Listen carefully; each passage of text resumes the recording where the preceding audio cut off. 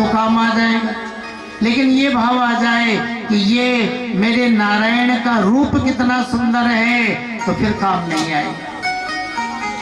तो भगवान, मैं तो इस बुद्धि से दर्शन करूंगा कि मेरे नारायण का रूप कितना सुंदर है, फिर भला काम कैसे आएगा। भगवान ने कहा अच्छी बात है, तत्तेहम दर्शयिष्याम ददक्षे सुरसत्तम। हे देवादिदेव, आपका मन है तो आप जरूर दर्शन करिए। देखो भगवान अंतर ध्यान हो गए। अब भोले बाबा बैठे हैं, सोच रहे कब भगवान मोहिनी के रूप में प्रकट हो और कब मैं मोहिनी भगवान का दर्शन करूं। देखो भगवान लीला पुरुषोत्तम है। थोड़ा समय बीता, अब भोले बाबा का ध्यान भटकने लगा। इधर उधर देखते देखते अपने पीछे ध्यान गया। देखा वाह कितना सुंदर बगीचा है, बगीचे में भी नाना प्रकार के पुष्प और फल, शीतल मंद सुगंध वायु चल रही है। अब देखा हाथ में गेंद लिए हुए बड़ी सुंदर तरुण कन्या बगीचे में क्रीड़ा जो है कर रही है। अब देखो जी, भगवान की माया के सुंदर रूप को देखा, सो भोले बाबा का ज्ञान ध्यान चौपट हो गया। अरे वाह कितना सुंदर रूप। अब भगवान की माया गेंद को भगवान शिव की ओर फेंकी, पास में आई, गेंद को उठाकर जाने लगी। भोले बाबा अपने को नहीं रोक पाए। तामन बगच्छद भगवान भव प्रमुसितेन्द्रिया कामस्य चावसन्नीत करेणुमिव योत्थपा। जैसे कोई मदांध कामांध हाथी हथनी के पीछे दौड़ता है, उसी तरह भोले बाबा भी नंदी को छोड़े, अपने पार्षदों को छोड़े, मैया सती को छोड़े और भगवान की माया के पीछे पीछे जो है दौड़ पड़े। भगवान ने इशारा किया, थोड़ा बढ़िया ही नाच नचाओ। आगे आगे भगवान की माया जा रही है और पीछे पीछे भोले बाबा। देखो सब जगह पर गए। सरित सरह सुशैलेषु वनेषु पवनेषु च यत्र क्वचन्द्रशयः तत्र सन्निहितो हर। कभी भगवान की माया पहाड़ों पर तो भोले बाबा भी पहाड़ों पर, कभी भगवान की माया किसी नदी के किनारे तो भोले बाबा भी नदी के किनारे, कभी भगवान की माया किसी बगीचे में तो भोले बाबा भी बगीचे में। जहाँ जहाँ भगवान की माया जा रही है, देखो भोले बाबा भी माया के पीछे पीछे जा रहे हैं। यत्र क्वचन्द्रशयः, हिमालय में गंगा किनारे अमलात्मा पुण्यात्मा संत बैठे हैं, ब्रह्म ज्ञान की जो है बातें हो रही है, बढ़िया दिव्य सत्संग चल रहा है। भगवान की माया सत्संग के बीच से निकली। तो सुनो, भोले बाबा भी सत्संग के बीच से ही निकल गए। सभी ऋषि मुनियों ने भगवान की माया को प्रणाम किया। धन्य हो देवी, अरे हमें दुनिया भर के नाच नचाए कोई बड़ी बात नहीं है, लेकिन आज तो शंकर जी को भी बढ़िया नाच नचा रही। देखो जी, भगवान की माया के पीछे दौड़ते हुए केवल भगवान शिव ने भगवान की माया का स्पर्श किया। इनका तेज पृथ्वी पर गिरा, कहीं पहाड़ों पर, कहीं समतल भूमि पर, जहां जहां गिरा ना सोना चांदी इत्यादि की खाने जो है बन गई। अब एक भोले बाबा को आत्मज्ञान की प्राप्ति हुई। अरे ये तो भगवान की माया थी, कहाँ चक्कर में मैं फंसा।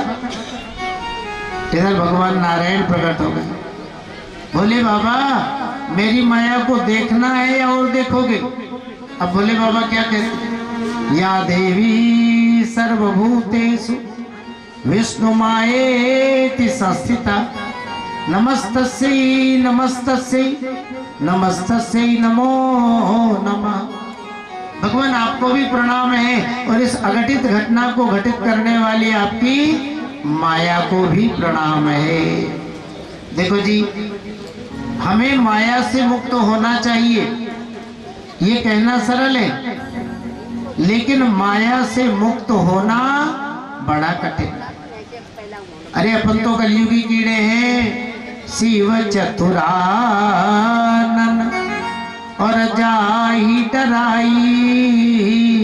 तो अपर जीव के लेखे माय। ब्रह्मा, शंकर, नारद ऐसे बड़े बड़े महापुरुष भी भगवान की माया से डरते हैं। भगवान ने भगवत गीता में कितनी बढ़िया बात कही, देवी है सा गुणमयी मम माया दुरत्यया। ये जो मेरी माया है ना, ये त्रिगुणात्मक है, गुणमयी, और इसे पार करना बड़ा कठिन है। कबीर साहब ने तो इसलिए भगवान की माया को महाठगनी, सुनो ये भगवान की माया छोटी मोटी ठगनी नहीं है जी। कौन है? बोले महाठगनी। माया महाठगनी हम जान। भगवान की जो माया है ना, ये छोटी मोटी ठगनी नहीं है जी, बहुत बड़ी ठगनी है और बड़े बड़े को ठग ली। ऐसा कौन है जी जिसको भगवान की माया ने नहीं ठगा? कथा में कई बार आपको सुनाया। एक जगह तो कबीर साहब ने भगवान की माया को बिल्ली से उपमित किया और कितनी बढ़िया बात रखी है, बचना साधु भाई बिलैया रांड झपटी। अरे साधको, थोड़ा संसार में संभल संभल करके चलना, क्योंकि भगवान की माया रूपी बिल्ली है ना, ये बहुत झपटती, और जब भी जिस पर भी झपटती है ना, उसे पटक देती है। बड़ों बड़ों को पटक दिया, ब्रह्मा पे झपटी, शंकर पे झपटी, और देव ऋषि नारद को 3 बार पटकी। बचना साधु भाई बिलैया रांड झपटी। देखो जी, ब्रह्मा जी को भी मोहित कर दिया, कल के प्रसंग में वर्णन करेंगे। शंकर जी भी मोहित हो गए, माया के चक्कर में सब जगह जो है नाचे। अब विरक्तों में शिरोमणि कौन है? नारद जी महाराज। नारद जी की तो दशा ही खराब कर दी। एक बार नहीं, 2 बार नहीं, भगवान की माया ने 3 बार मोहित किया। ज्यादा कथा नहीं कहे, आप केवल भाव समझ लें। एक बार की तो देवी भागवत में कथा आती है कि नारद जी स्त्री बने। एक बार की अन्य पुराणों में कथा आती है कि नारद जी का विवाह हो गया और ये 12 साल तक घर जमाई बन करके रहे। और एक बार की कथा रामायण में आप सब पढ़ते ही हैं, विश्वमोहिनी के चक्कर में नारद जी क्या बने? बोले बंदर। देखो विश्वमोहिनी कौन है? बोले सोई हरि माया सब गुण खानी, और शोभाता सुख जाय बखानी। भगवान की माया ही तो विश्वमोहिनी, और विश्वमोहिनी के रूप को जब देखा ना, तो बाबा जी भगवान के पास सुंदरता मांगने के लिए चले गए ना। आपन रूप देव प्रभु मोही। भगवान ने कहा मेरा रूप लेकर के क्या करोगे? बोले महाराज मैं और प्रकार से तो उसे प्राप्त ही नहीं कर पाऊंगा। भगवान ने कहा ये वही कौन है? नारद जी ने कहा समझ लो ना, बड़ों के सामने जिसका नाम नहीं लिया जाता ये वही है। भगवान ने कहा समझ गया, वही सबके सामने पति पत्नी का नाम नहीं लेता है। तो नारद जी ने भगवान को देखा ना, तो समझ लिया कि अब तो अपना विवाह पक्का हो गया। भगवान ने कहा नारद जी एक बात बताओ, मेरा सुंदर रूप लेकर के जाओगे और विश्वमोहिनी मेरे सुंदर रूप पर मोहित होकर के मेरे गले में वरमाला पहना देगी, लेकिन आप मुझे क्या मानते हो? नारद जी ने कहा भगवान आप हमारे पिता हो। भगवान ने कहा मैं हो गया पिता और मेरे गले में वो माला पहना देगी तो वो आपकी क्या होगी? बोले महाराज ये तो गड़बड़, वो तो माता होगी। भगवान ने कहा तो क्या करूं? बोले जय ही विधि होई नाथ हित मोरा, तो करहूं सवेगी दास में तोरा। महाराज जिसमें मेरा हित हो ना, आप वो काम करो। देखो आए थे नारद जी सुंदर बनने के लिए, लेकिन भगवान ने नारद जी को क्या बनाया? अरे आप सब जानते हो क्या बनाया भगवान ने नारद जी को? बंदर। अच्छा सुनो, भगवान ने नारद जी को बंदर क्यों बनाया? भगवान ने सोचा यदि मैं नारद को 2 घड़ी के लिए सुंदर बना दूंगा तो सारा जीवन ये बंदर बन जाएगा। 2 घड़ी के लिए यदि मैं नारद को सुंदर बना दूंगा और नारद का विवाह हो गया तो ये सारा जीवन बंदर बन जाएगा। एक काम करो, 2 घड़ी के लिए बंदर बना दो ताकि इसका सारा जीवन सुंदर बना रहे। अच्छा आप ही बताओ, विवाह होता है तो दूल्हा कितनी देर के लिए सुंदर रहता है? बोले 2 घड़ी के लिए।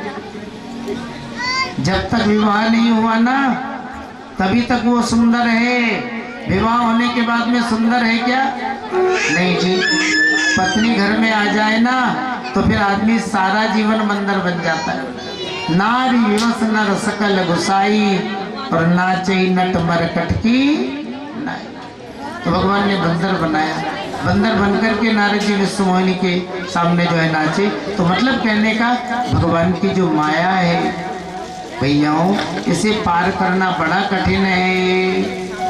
नारद जी, ब्रह्मा जी, शंकर जी जैसे महापुरुष इस माया को पार नहीं कर पाए तो हमारी आपकी तो बात ही क्या है। बोलिए कृष्णचंद्र भगवान की जय हो। आगे वामन अवतार का वर्णन, लेकिन छोटा सा भजन, फिर आगे कथा का वर्णन।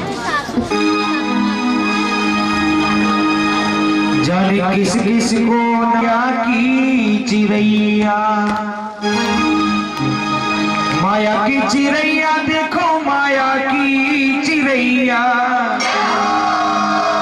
जाने किस किस को, जाने किस किस को, जाने किस किस को नाच नचा गई रे माया की चिड़ैया।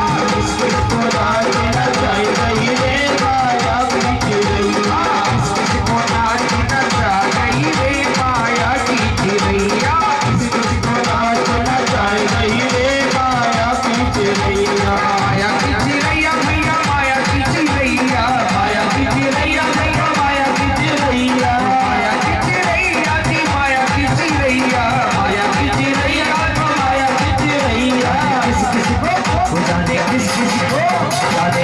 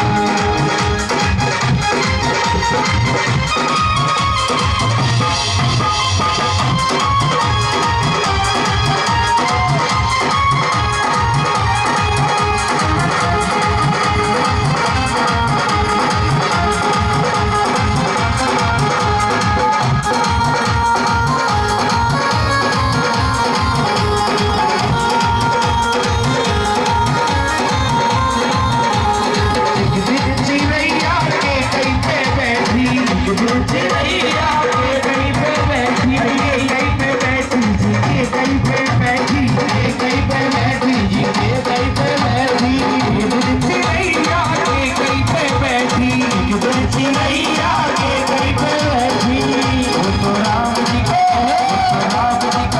वो तो राम को मन भिजवा गई रे माया की चिड़ैया, राम जी को मन भिजवा गई रे माया की चिड़ैया, भक्तों को नाच नचा गई रे माया की चिड़ैया, भक्तों को नाच नचा गई रे माया की चिड़ैया, माया की चिड़ैया जी, माया की चिड़ैया, माया की चिड़ैया जी, माया की चिड़ैया, किस किस को जाने किस किस को नाच नचा गई रे माया की चिड़ैया, किस किस को नाच नचा गई रे माया की चिड़ैया।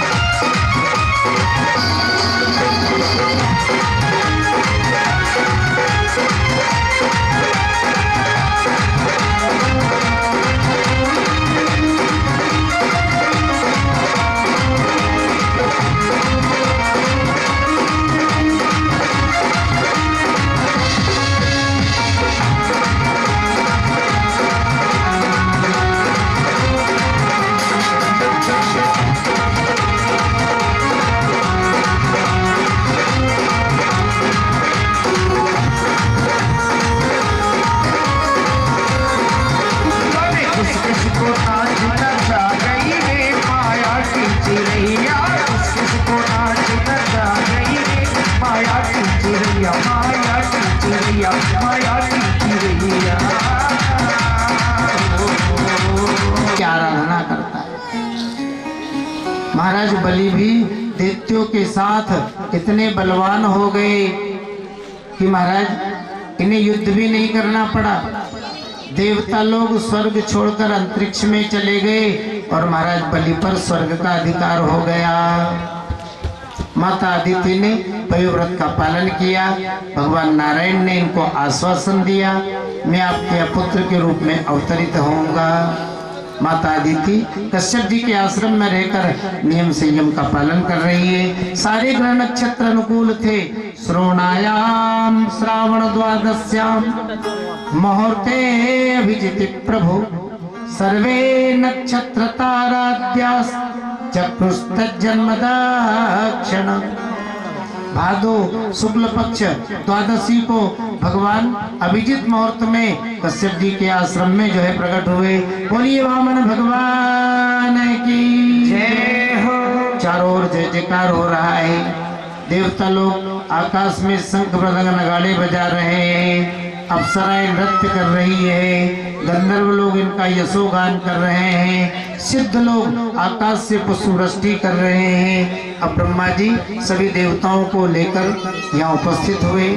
भगवान वामन का जातकर्म संस्कार, नामकरण संस्कार और देखो जी अब उपनयन संस्कार प्रारंभ हुआ।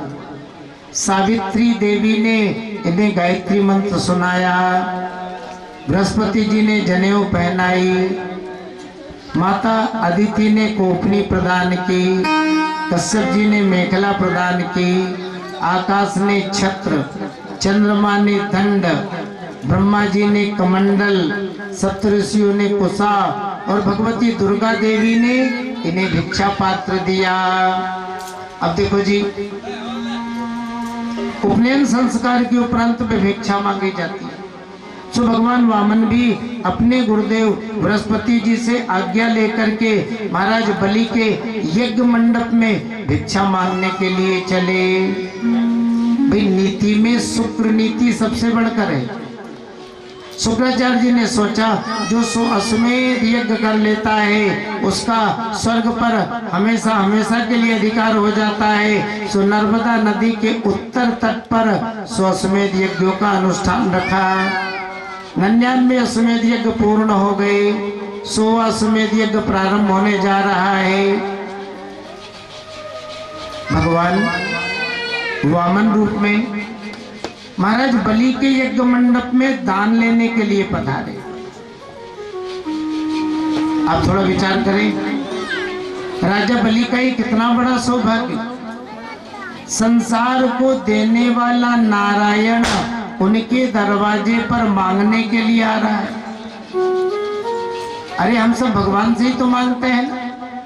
दानव देव अहि महामुनि साधक सिद्ध समाजी, जग जाचक दानी द्वितीय नहीं, तुम ही सब की सब राखत बाजी। कोई देवता हो, दैत्य हो, मनुष्य हो या ऋषि मुनि, सब भगवान के दरवाजे के याचक हैं और भगवान सबको देते हैं। लेकिन आज वही नारायण राजा बलि का कितना बड़ा सौभाग्य जो उनके दरवाजे पर मांगने के लिए जो है पधार रहे हैं। कैसे बनकर? बोले बामन। अब बामन का अर्थ समझिए, 52 अंगल के छोटे। एक बात सुनो, भगवान बड़े बनकर दान देने नहीं जा रहे, अरे मांगने जा रहे हैं ना, इसलिए बामन बनकर। क्योंकि देने वाला बड़ा होता है और लेने वाला, मांगने वाला छोटा होता है। सो भगवान बड़े बनकर नहीं जा रहे हैं, बामन माने 52 अंगल के छोटे बन करके जो है जा रहे हैं। वैसे हमारे कई संत कहते हैं राजा बलि को जो ये सौभाग्य प्राप्त हुआ ना, ये दान धर्म का पालन करने के कारण। पिछले जन्म में ये एक जुआरी थे। जुआरी का मतलब जो सट्टा खेलता हो, सटोरिया। दिन भर ही अपना जुआ खेलता, मदिरा पान करता, मांस भक्षण करता, गले में पहनाता। वैसे देखो जी, आपने कई नास्तिकों का जीवन पढ़ा होगा और नास्तिकों के जीवन के विषय में सुना भी होगा, लेकिन इससे बड़ा नास्तिक आपको न देखने को मिलेगा न सुनने को। भाई ईश्वर क्या है कोई मतलब नहीं। बाजार से खरीदा और अपनी पत्नी के घर की ओर जा रहा है। छत्ता ऊपर कराओ, गर्मी का समय, रास्ते में इसे ठोकर लग गई और जब ठोकर लगी तो एक पत्थर पर गिर पड़ा। अब जंगल में से कौन संभालेगा? पड़ा है, तड़प रहा है। संयोग बस एक संत जो है वहां से निकले। संत को दया आ गई, सो मुख में गए। इसलिए जो भी मेरा पुण्य हो ना, आप तो उसका फल दे दीजिए। अब पुण्य देखा, कोई पुण्य नहीं है जी, केवल एक पुण्य बना।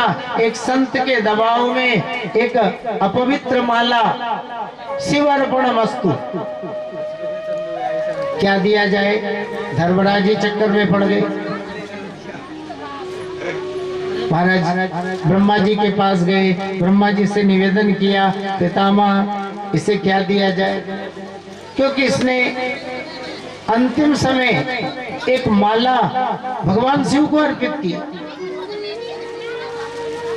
ब्रह्मा जी ने कहा देखो भगवान शिव वैभव को देने वाले हैं, इसलिए एक काम करो, इसे 2 घंटे के लिए स्वर्ग का राजा बना दो।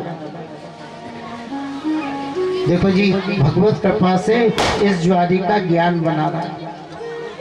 अब इसे 2 घंटे के लिए स्वर्ग का राजा बना, इसके भाव बदल गए। अरे देने से तो बहुत कुछ मिलता है। सो 2 घंटे तक इसने स्वर्ग में दान देने का ही काम किया। देखो घर को आप बनाते हो और बसाते भी हो। घर को बसाने में सारा जीवन बीत जाता है, लेकिन उजाड़ने में कुछ लगेगा क्या? 2 घंटे ही बहुत है। 2 घंटे में इस ज्वारी ने स्वर्ग की सारी संपत्ति को ही दान कर दिया। सिंहासन तक अगस्त्य जी को उठा कर दे दिया। ब्रह्मा जी ने कहा देखो ये सब स्वर्ग की चीजें हैं, स्वर्ग में ही रहेगी। महात्माओं ने कहा बिल्कुल ठीक है, हम जानते हैं स्वर्ग की चीजें हैं, स्वर्ग में ही रहेगी, लेकिन अब हमारी भी एक शर्त है। इस ज्वारी ने हमको दान दिया है, इसलिए हमें ये वस्तु नहीं चाहिए, लेकिन इसे दान देने का पुण्य मिलना चाहिए। बोले तथास्तु। महाराज इस ज्वारी का पुण्य बढ़ा, और इतना पुण्य बढ़ा, इतना पुण्य बढ़ा कि यही ज्वारी अब निष्पाप होकर के महाराज विरोचन के यहाँ पुत्र के रूप में जन्म लिया और बलि के नाम से प्रसिद्ध जय हुआ। तो कहाँ एक साधारण ज्वारी और कहाँ राजा बलि, जिनके दरवाजे पर आज भगवान नारायण स्वयं वामन बनकर के जो है दान मांगने के लिए आ रहे हो। बोलिए वामन भगवान की जय हो। भगवान वामन महाराज बलि के यज्ञ मंडप में पधारे।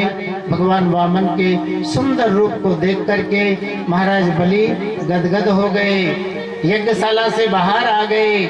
स्वागतम ते नमस्तुभ्यं ब्रह्मण किम करवामते, ब्रह्मर्षीणां तपः साक्षात् मन्ये त्वरिव पुरधरम्।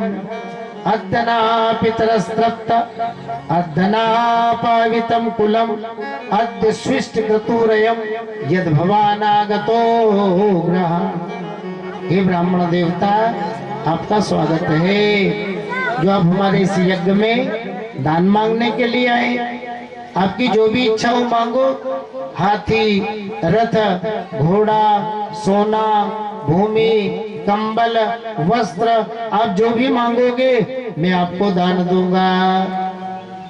भगवान वामन मुस्कुराने लगे। महाराज आपने जो मुझसे कहा है वो आपके कुल के अनुरूप ही कहा है, क्योंकि आपके कुल में हिरण्याक्ष और हिरण्यकश्यप जैसे वीरों का जन्म हुआ। देखो जी, संसार में वीर तो अनेकानेक हुए हैं और अनेकानेक वीर होंगे, लेकिन हिरण्याक्ष और हिरण्यकश्यप जैसे वीर न हुए हैं और न होंगे, न भूतो न भविष्य। आपके कुल महाराज, आपके पिता प्रहलाद जी कितने बड़े भक्त थे। बोले नाम जपत प्रभु की न प्रसाद, तो भगत शिरोमणि भय प्रहलाद। देखो जी, भक्त भी अनेकानेक हुए हैं और अनेकानेक भक्त होंगे, लेकिन प्रहलाद जी जैसे भक्त ना तो हुए हैं और ना ही शायद हो आपके कुल। आपके पिता विरोचन भी महाराज बलि बहुत उच्च कोटि के दानी थे। तो मुझे विश्वास है मैं आपके दरवाजे पर खड़ा होकर के जो भी कुछ मांगूंगा मुझे दान मिलेगा, लेकिन मैं ज्यादा इच्छा लेकर नहीं आया हूँ। तस्मात् त्वत्तो महिमीषद् व्रणीहं वरदर सभात्, पादानि त्रीणि दैत्येन्द्र संमितानि पदा मम। अरे भाई, मुझे आसन लगाना है, इसलिए 3 पैर भूमि चाहिए। देखो एक बात कहें, भगवान वामन देखने में ही छोटे हैं, लेकिन बुद्धि कितनी तेज है।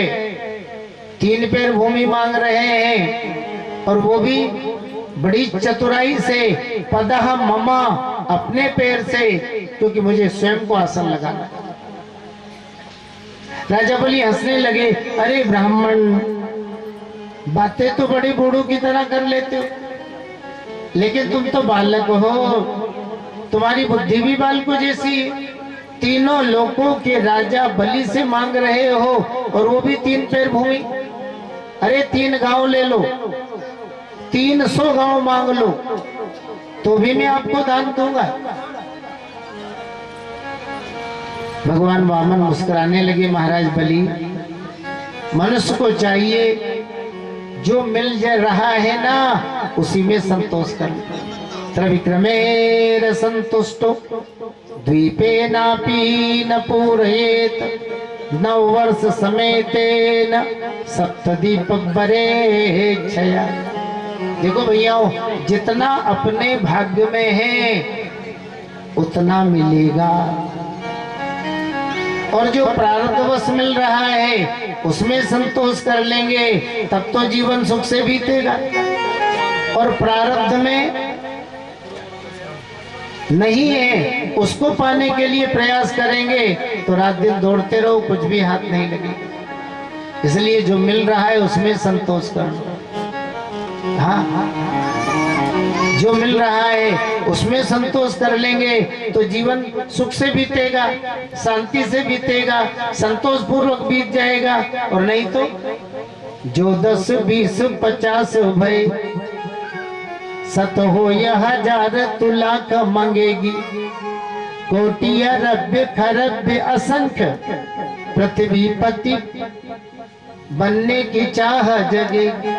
स्वर्ग पाताल को राज करो, तृष्णा यज्ञ की अतियाग लगेगी, और सुंदर एक संतोष बिना सठ, और तेरी तो भूख कभी ना भगेगी।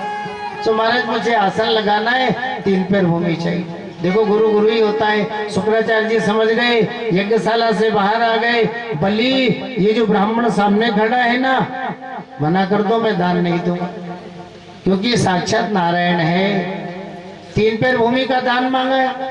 तुम्हारा जो वैभव है ये तो 2 ही चरण में पूरा हो जाएगा, इनके तीसरे चरण को कैसे पूरा करोगे? देखो जी, दान देना चाहिए, ये धर्म है, लेकिन न तद्दानम प्रशंसन्ति येन वृत्तिर् विपद्यते दानम यज्ञ तपः कर्म लोके वृत्ति मतो यतः। दान देना चाहिए, ऐसा दान दे कि सदैव दान देते रहे। ऐसा दान नहीं देना चाहिए जिस दान को देने के बाद हम दान देने लायक ही नहीं रहे। आज मना कर दोगे तो सदैव दान देते रहोगे, और आज दान दिया तो समझ लो तुम्हारे पास आगे दान देने के लिए कुछ नहीं रहेगा। मना कर दो, ब्राह्मण मैं आपको दान नहीं दे पाऊंगा। राजा बलि ने कहा, गुरुदेव भगवान मेरे दरवाजे पर आ गए, इससे बड़ा मेरे लिए और क्या होगा? और मैंने कहा है ब्राह्मण जो मांगोगे दूंगा, मैं अपने मुख से कैसे मना कर दूं? क्योंकि पृथ्वी माता स्वयं कहती है, नहीं असत्यात् परो धर्म इति होवाच भूरि। झूठ बोलने से बड़ा कोई पाप ही नहीं। मुझे नदियों का, पहाड़ों का, समुद्रों का उतना भार नहीं लगता है जितना भार झूठ बोलने वाले का लगता है। गुरुदेव मैं प्रहलाद जी का पौत्र हूँ, क्या सोचेंगे मेरे दादा? भगवान मेरे दरवाजे पर मांगने के लिए गए और मेरे पोते ने उन्हें खाली हाथ लौटा दी। शुक्राचार्य जी ने कहा, अरे अपने को बहुत बड़ा पंडित मान रहे हो, मेरा अपमान कर रहे हो, जाओ श्राप देता हूँ तुम्हारी लक्ष्मी नष्ट हो जाए। बलि ने कहा, गुरुदेव लक्ष्मी जाए तो चली जाए, लेकिन सत्य नहीं जाएगा। सत मत छाड़े सूरमा, सत छाड़िया पथ जाए और सत्य की बांधी लक्ष्मी फेर के पुनि घर आए। अब देखो जी, संकल्प हुआ। अब बड़े बूढ़े कथा सुनते ही रहते हैं, अन्य पुराणों में वर्णन है। शुक्राचार्य जी ने सोचा हारी हुई वस्तु को जीता जा सकता है, लेकिन दान दी हुई वस्तु पर हमारा अधिकार फिर नहीं रहता है। तो एक कीड़े का रूप बना करके तामपात्र की टोटी में छुप गए। भगवान ने सोचा अब भी शुक्राचार्य पीछे पड़ा है। कुशा के आसन से सीख निकाला, तामपात्र की टोटी में चलाया, सीख आंख में लगी, एक आंख जय जय सीताराम। अब शुक्राचार्य जी घबराए, बाहर निकले। महाराज बलि के हाथ में जल गिरा, संकल्प हुआ। संकल्प होने के बाद ठाकुर जी जब नापने लगे ना, तो एक चरण में पृथ्वी और स्वर्ग को नाप लिया। भगवान का दूसरा चरण ब्रह्मलोक तक चला गया। भगवान का रुख देखकर गरुड़ जी ने राजा बलि को है ना वरुण फास में बांध लिया। बलि, उस व्यक्ति को स्वर्ग नहीं नरक मिलता है जो संकल्प करके और उसे पूर्ण नहीं कर पाता। आपने 3 पैर भूमि देने का संकल्प किया, आपका वैभव तो 2 ही चरण में पूरा हो गया, अब तीसरे चरण को कैसे पूरा करोगे? बलि ने कहा भगवान, मेरा सब कुछ आपका हो गया, मुझे इस बात का दुख नहीं। मैं बंधन में बंधा हूं, मुझे इस बात का भी दुख नहीं। दुख है तो इस बात का कि अभी भी मेरा संकल्प अधूरा है। इसलिए पदम तृतीयम कुरुसृष्टि में निजम, अपना तीसरा चरण उठाए, मेरे सिर पर रख करके और मुझे जो है नाप ले। आप थोड़ा ध्यान दें, आत्मनिवेदनम, अपने आप को भगवान को समर्पित कर देना, ये राजा बलि के जीवन में देखने को मिल रहा है। एक चरण में पृथ्वी और स्वर्ग माने इस लोक के पुण्य, दूसरा चरण में ब्रह्मलोक अर्थात परलोक के पुण्य। अब आप ध्यान दीजिए, इस लोक का जो अपना वैभव है, मकान, दुकान, जमीन, ये सब भगवान को दे दिया। अब उस अच्छे कर्म को करने से जो पुण्य मिला, ये परलोक का, ये भी भगवान को दे दिया। इस लोक का वैभव भी भगवान को दे दिया, और वैभव को दान देने से जो पुण्य मिला, वो पुण्य भी भगवान को दे दिया। तो हमारे पास रहा क्या? अहंकार। ध्यान दीजिए, प्रकृति का सबसे सूक्ष्म तत्व है अहंकार, और अपने अहंकार को परमात्मा को समर्पित कर देना, यही आत्मनिवेदन है। पहले आपको सुनाया था ना, एक बार राजा जनक ने अष्टावक्र जी से पूछा, गुरुदेव मैंने ऐसा सुना है कि जो संत होते हैं, महापुरुष होते हैं, घोड़े की जीन पर पैर रख करके एक घुड़सवार एक घोड़े पर बैठे, इतने समय में अपने भक्तों को, शिष्यों को मुक्ति दे देते हैं। क्या ये सत्य है? अष्टावक्र जी ने कहा जनक बिल्कुल सत्य है, और सुनो मैं तुम्हें मुक्ति दे रहा हूं, बुलाओ घोड़े को। जनक जी ने इशारा किया, सिपाही लोग घोड़े को कसकर के दरबार में ले आए। जनक जी पास में गए, गुरुदेव मैं बैठूं? अष्टावक्र जी ने कहा जनक बैठो, घोड़े पर बैठते बैठते मैं आपको मुक्त कर दूंगा। अब जनक जी घोड़े पर बैठने के लिए तैयार हुए। अष्टावक्र जी ने कहा गुरु का जनक ठहरो, मैं तो तुम्हें मुक्ति दे रहा हूं, मैं तो तुम्हें मुक्ति दे रहा हूं, लेकिन पहले तुम मुझे कुछ दक्षिणा तो दो, क्योंकि मुक्त होने के बाद तो दक्षिणा का कोई महत्व ही नहीं। भाई मैं तुम्हें मुक्ति दे रहा हूं, उसके पहले तुम मुझे कुछ दक्षिणा दो। जनक जी ने कहा महाराज आप मुझे मुक्ति दे रहे हो तो ये सारा खजाना, हीरे जवाहरात सब आपके। अष्टावक्र जी ने कहा ये सब तुम्हारे ही है। अरे आज तुम्हारे पास है, कल दूसरे के पास होगा। आज खजाना तुम्हारा है, कल दूसरे का होगा, पहले किसी का था। जब जनक तुम्हारा इस पर अधिकारी नहीं है तो दान किस बात का? मुझे वो दो जो तुम्हारा हो। जनक जी ने कहा महाराज ये खजाना मेरा नहीं है, तो ये बेटे, ये परिवार, ये तो मेरा है ना। मैं अपना परिवार आपको आपकी सेवा में समर्पित कर रहा हूं। अष्टावक्र जी ने कहा जनक वही अज्ञानियों वाली बातें कर रहे हो। ये तुम्हारा बेटा कभी किसी का बेटा नहीं था, कभी ये बेटा, कभी ये पिता।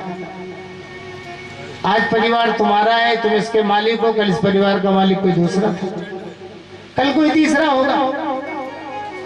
मैंने कहा मुझे दान दो, लेकिन वो जो तुम्हारा हो। महाराज बड़ा आश्चर्य, ये राज्य मेरा नहीं, ये खजाना मेरा नहीं, ये परिवार मेरा नहीं, तो फिर मेरा क्या है जिसका मैं आपको दान दूं? अष्टावक्र जी ने कहा जनक ये राज्य तो तुम्हारा नहीं है, लेकिन मैं इस राज्य का मालिक हूं, ये अभिमान तुम्हारा है। ये खजाना तो तुम्हारा नहीं है, लेकिन मैं इतने बड़े खजाने का मालिक हूं, ये अभिमान तुम्हारा है। ये परिवार तो तुम्हारा नहीं है, लेकिन मैं इस परिवार का मुखिया हूं, ये अभिमान तुम्हारा है। और जिस समय तुम अपने अभिमान को मुझे दक्षिणा में दे दोगे, उसी क्षण में तुम्हें मुक्ति प्रदान कर दूंगा। तो देखो जी, अपने आप को परमात्मा को समर्पण कर देना, अपने अहंकार को परमात्मा को समर्पित कर देना, यही आत्मनिवेदन है। महाराज बलि पर भगवान ने कृपा की, सुतल लोक का राजा बनाया। देवराजेंद्र स्वर्ग के जो है राजा बने। आने वाले सावर्णी मनवंतर में महाराज बलि इंद्र के राजा जो है, स्वर्ग के राजा जो है इंद्र होंगे। और तब तक के लिए भगवान ने राजा बलि को सुतल लोक में जो है निवास दिया। और कितना सौभाग्य, लक्ष्मी जी ने भाई बनाया। और अब भी 4 महीने तक भगवान राजा बलि के यहाँ रहते। तो बलि पर कृपा करके वामन अवतार और राजा सत्यव्रत पर कृपा करके मत्स्य अवतार भगवान ने धारण किया था। यही राजा सत्यव्रत इस मनवंतर सूर्यपुत्र मनु हुए। इनके नाम से इस मनवंतर का नाम हुआ वैवस्वत मनवंतर। वैवस्वत मनवंतर के सूर्यवंश में राम जी का और चंद्रवंश में भगवान कृष्ण का प्राकट्य हुआ था। ये कथा पिछले समय में। समय भी हो गया, आप सबकी मंगल कामना करते हुए यही वाणी को विराम देंगे। अब रेस्ट है और 2 बजे से पुनः कथा प्रारंभ होगी। बोलिए वामन भगवान की जय।